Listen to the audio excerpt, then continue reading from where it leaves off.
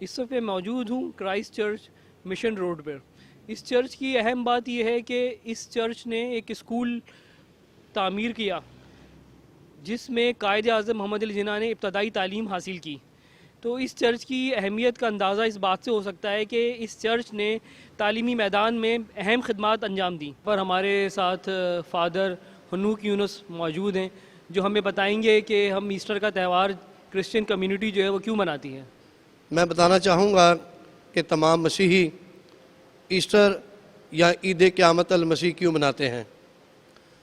کلام مقدس میں جب ہم سیکھتے ہیں تو خداوند کے کلام میں خداوند یسوع مسیح نے خود اس بات کا ذکر کیا کہ ضرور ہے کہ ابن آدم گناہ گاروں کے حوالہ کیا جائے، اسے قتل کریں اور وہ جی اٹھے اور پھر وہ آسمان پر باپ کے پاس جائے.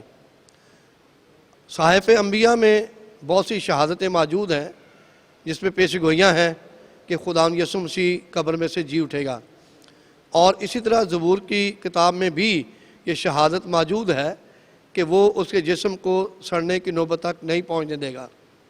لہذا خداوند یسوع مسیح اپنے کہنے کے مطابق اور اپنی قدرت کے مطابق مردوں میں سے جی اٹھے، جس کی خوشی اور شادمانی اور جشن ہم مناتے ہیں کہ اس کا وعدہ پورا ہوا.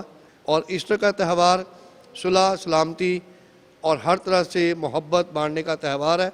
اور اس موقع پر میں خاص طور پر اپنے ملک عزیز کے لیے، اپنے صدر پاکستان، وزیر اعظم، تمام وزراء، گورنرز اور تمام سیکیورٹی اداروں کے لیے خداوند سے منت کرتا ہوں کہ خدا انہیں اچھی خدمت کرنے کا فضل دے، اور خدا ہمارے ملک میں امن اور سلامتی کو ہمیشہ قائم رکھے، اور خدا ہمارے ملک کو برکت دے. آمین.